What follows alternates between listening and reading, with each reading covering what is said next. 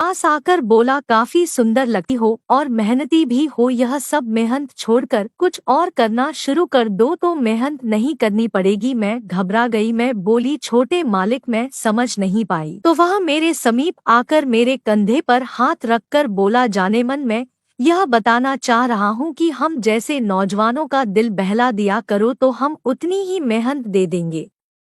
खेतों में काम करने की क्या जरूरत है। मेरी नजरें नीचे झुक गई, मैं उनसे कुछ नहीं बोल पाई। प्रधान का लड़का मेरे दोनों कंधे पे हाथ रख दिया और मुझे वहीं पर पड़ी चारपाई पर बैठा दिया और खुद बाजू में आकर बैठ गया। वह मुझसे बातें भी कर रहा था और उसके हाथ मेरे शरीर पर किसी खंजर की तरह चल रहा था। मुझे अजीब सा लग रहा था और कुछ गुदगुदी भी हो रही थी। मैं आज तक किसी मर्द के साथ रूबरू नहीं हुई थी, इसलिए कुछ अजीब अजीब लग रहा था। अचानक प्रधान का लड़का बोला, पैसा चाहिए तो मुझे खुश करना पड़ेगा, देख लो वरना मैं अगले महीने दे दूंगा। मैं सोची कि पैसे की जरूरत है, अगर नहीं मिले तो राशन नहीं मिल पाएगा। तो मैं उसको सर हिलाते हुए हाँ बोल दी। वह मुस्कुराया और मेरी दूसरे कंधे पे हाथ रख दिया। मैंने एक पुरानी शर्ट पहन रखी थी तो वह अपने हाथों से ही बटन खोल दिया। अब मेरी गुब्बारा उसको साफ साफ दिखाई देने लगा, जिसे वह ऐसे चाटने लगा जैसे कोई बिल्ली दूध को पाकर चाटने लगती है। मुझे बड़ा मजा आ रहा था कि मानो मैं स्वर्ग में घूम रही हूँ, पर दिल भी घबरा रहा था, कहीं प्रधान जी आ गए तो पैसे के पैसे नहीं मिलेंगे और मार भी पड़ेगी। अब मेरी आंखें बंद होने लगी। उसके शरीर के टकराव से मेरे रोम रोम खड़े हो रहे थे, जैसे सिग्नल पर भिखारी भीख मांगने के लिए खड़े हो जाते हैं।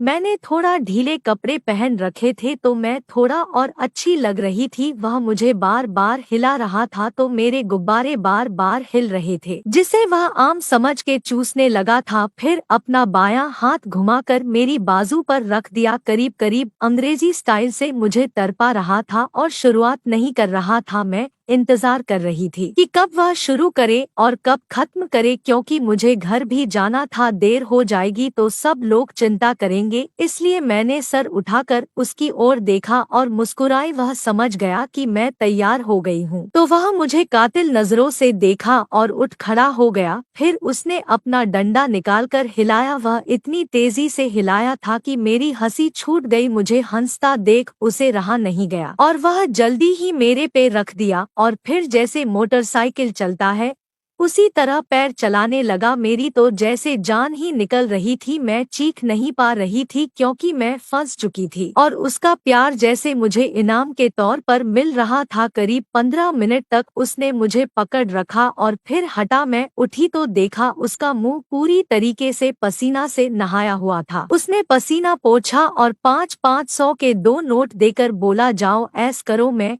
1000 लेकर निकल गई। मैं रास्ते में यही सोच रही थी कि इस पैसे में कितना दम है कि उसने अपने पास बुला लिया। इस पैसे की वजह से आज मैं वह सब कर गई जो मुझे नहीं करना था, लेकिन मन में एक अलग तरह की खुशी भी थी कि चलो कोई तो है जो मेरी इस जवानी का प्यास को खत्म कर दिया। इस तरह प्रधान का लड़का जब भी मुझसे मिलने खेतों में आता तो अजीब अजीब तरह से प्यार करता और मुझे हमेशा 500 के नोट दिया करता। मैं पैसा लेकर खुश हो जाती और वह मुझसे प्यार करके खुश हो जाता। तो दोस्तों, यह कहानी अगर आपको अच्छी लगी तो कमेंट करिए।